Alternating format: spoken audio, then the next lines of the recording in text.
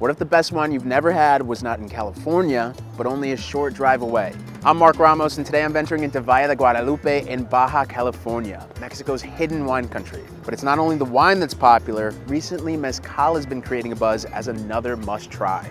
I'll be traveling with Lorena Woods, who is a food and wine concierge in San Diego, and together we'll be diving deep with wine and Mezcal experts, pairing the beverages with Baja's celebrated cuisine, and giving you a peek into one of the region's most stunning vineyard resorts. Let's get to it.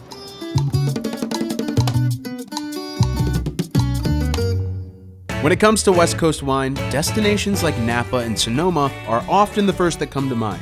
But if you travel south of the border, you'll find Valle de Guadalupe, a region of Mexico that connects over 100 wineries and gourmet restaurants and is responsible for 70 to 90% of the country's wine production.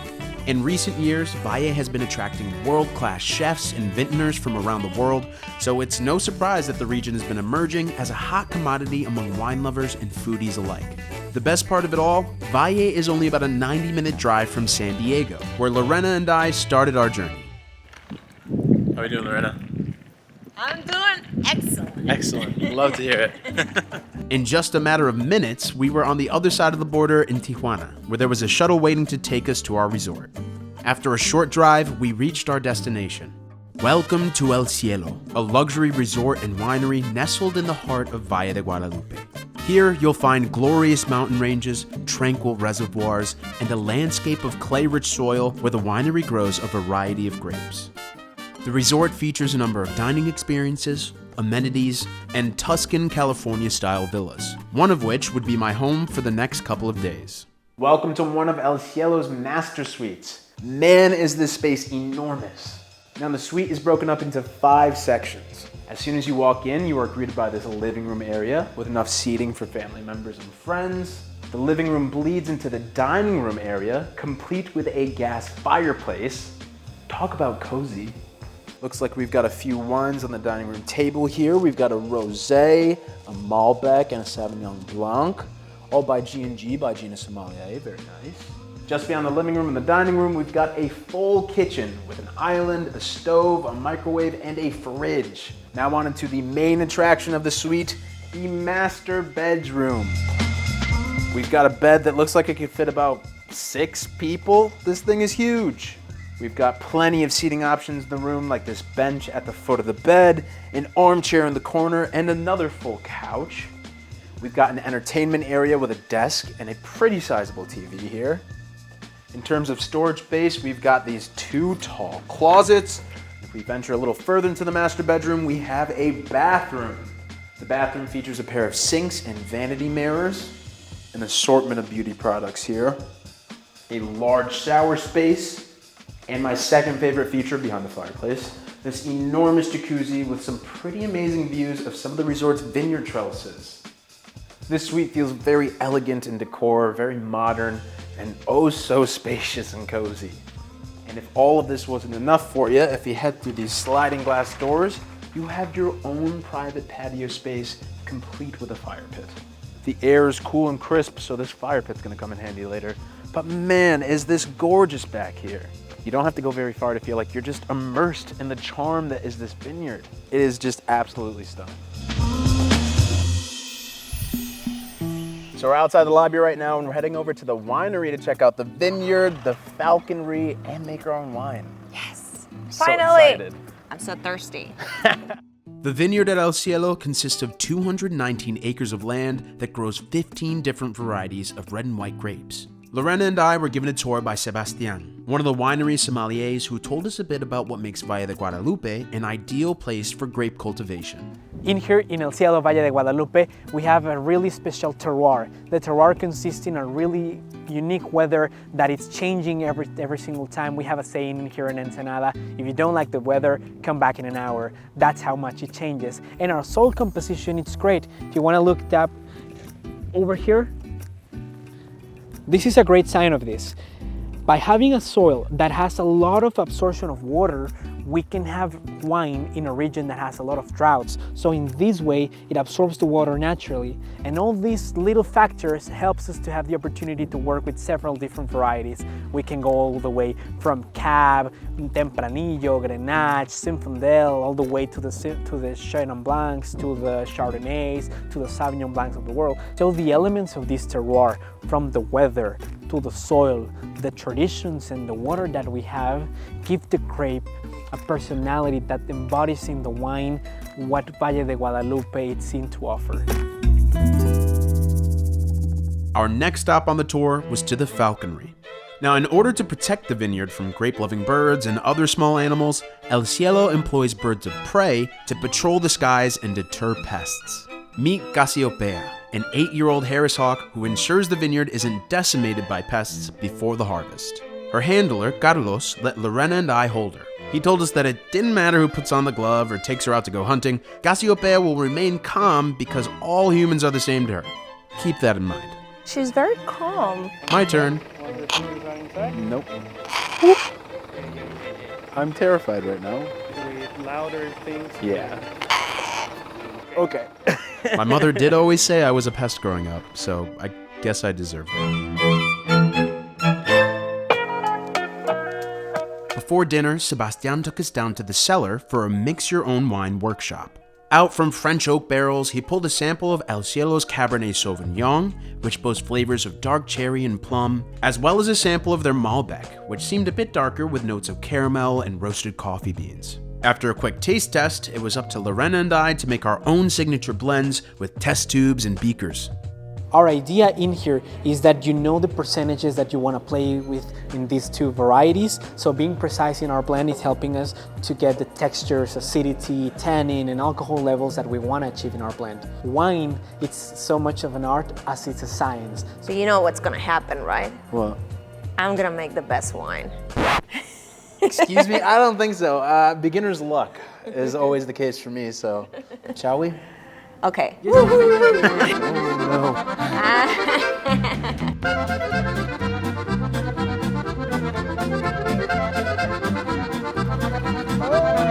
Cheers. I can Cheers. confidently say I had no idea what I was doing, but all that matters is that my blend tasted great, and I got to bottle it up and take it home with me. Oh my god, this is harder than it looks. Oh man. Oh my god. Look at that. Thank you. First bottle of wine, man. Nice. First bottle of wine. Coming to a store near you soon. For dinner, Lorena and I headed to Latitude 32, one of the restaurants at El Cielo renowned for its creative Baja Yucatan fusion cuisine. Here was the moment that I was most excited for. Lorena showed me the ropes of pairing food and wine. What is the essence of cuisine in Valle? Because we're very close to the ocean, seafood is number one. Now it looks like we've got three very different dishes here.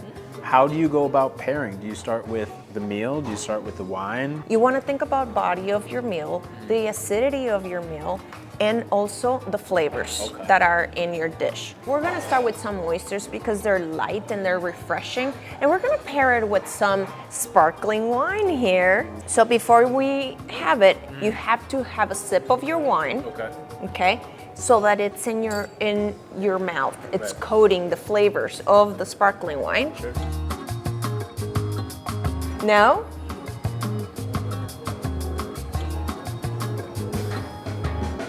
It's like a symphony of flavors. it's a symphony of flavors. And then we're gonna move to ceviche, because being in Valle, close to Ensenada, you have to taste the ceviche. Must. You can't leave without that. And we're gonna pair it with the best friend of a ceviche, which is Sauvignon Blanc. Okay. Yes, because of the high acidity of the Sauvignon Blanc, you want to pair your ceviche because it's full of juices of the lime. So lime has a lot of high acidity, so you want to make sure that your wine has the same level of acidity. So the next step is to get a tostada. A tostada. A burnt I tostada love is it. the key, okay? Let's take a bite. And then finish it off with some wine. I think I'm getting the hang of this. So we've got one more meal to try. So we are moving to a pork belly tacos that has some cream on the top, and it's gonna go great with the red wine that we're having right now because it has some acidity too, and it's gonna cut through that fat of the pork belly. Now let me guess. Take a sip to coat, take a bite. I always do that. Everybody does it differently, but I love coating the one that you're gonna be having with the meal to start with. Well, cheers. Cheers, my friend. Cheers. Cheers. Salud. Salud. Boom. Everything enhances each other. It's not like it overshadows or overpowers. It complements. It has a nice contrast. What I love about Valle cuisine is that there's a lot of options because it's so international that you are going to get something on the menu just for you. Every single option seems to be just as good as the next. I mean, this is fantastic. So I hope you have space for more Oh gosh. because we're gonna go mezcal tasting. Let's do it. Let's go. All right. Our last stop of the day was to Tahona Baja, a restaurant just 20 minutes away from our resort that specializes in one of Mexico's most iconic beverages, mezcal. With over 100 kinds of mezcal in their tasting room, Lorena and I partook in a pairing experience led by Josue, one of Tajona's mezcal experts. So this is a pairing dish that we'll be pairing your tasting with. We have grapefruit and orange. We have a 70% cacao chocolate. We have a salt in the middle, and we also have the crickets as part of the protein of the dish.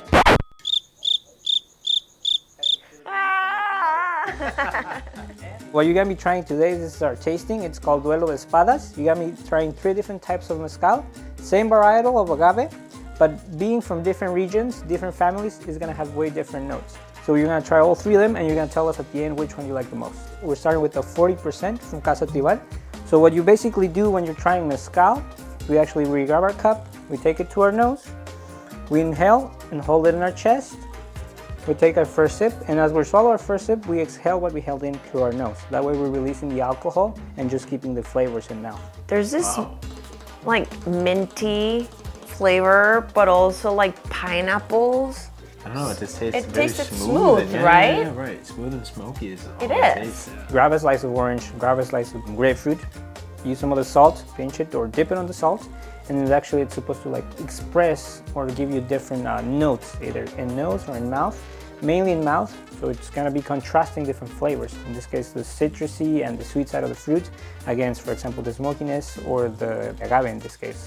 I was gonna say, it's smooth. Everything smooths down for me a tiny bit. Yeah. Wow. Wow. Because all I taste is the citrus on the end of it, with a tiny bit of like smokiness, you know? I feel like we have to try a cricket. We have to Okay. try a cricket. Okay, let me pick one. You pick yours first. I'll pick one that looks really good. I don't know which one, but Oh, now I'm scared. You picking that up made me scared. it had a pretty tail. I don't know. All right. Okay, I pick one, and we do. It's not gonna come alive, right? No, it's pretty Hope dead, not. right? Yeah. Cheers. Cheers, cricket. Okay. Not as bad as I thought. Not what do you as think? bad. It's very salty. Yeah. It actually tastes like sunflower seeds. Yeah, or right, something.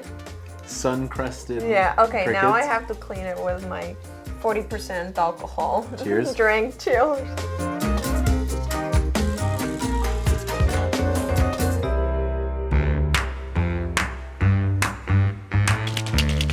I'm ready. I'm ready. Get ready. I don't know where to start. What a day this has been. I know, right? We got to experience a little bit of everything. We did. We got to learn about Valle's vineyards. We got to learn about Baja's cuisine. We got to try the two and pair them together, which honestly I think was one of my favorite experiences. I'm glad that you got to try a little bit of what Valle has to offer, which is not only the wine, but it's also the food, the people, all the different cuisines. It's a whole package. It's a It symphony. is, It's a symphony of the yes. senses, I would say. It is a symphony. But this has been absolutely amazing. Thank you so much for today. No, thank you for coming, and Oh, I of hope you course. can come and visit again. I'm gonna stay for longer, that's for sure. Cheers. And with that, another trip was in the books. I came to Valle on a mission to uncover the secrets behind its recent acclaim, and what I found was that it's a region where every glass of wine tells a story of tradition, and every meal is a celebration of local flavors. So if you're craving adventure, fine wine, and phenomenal food, Valle de Guadalupe will not disappoint.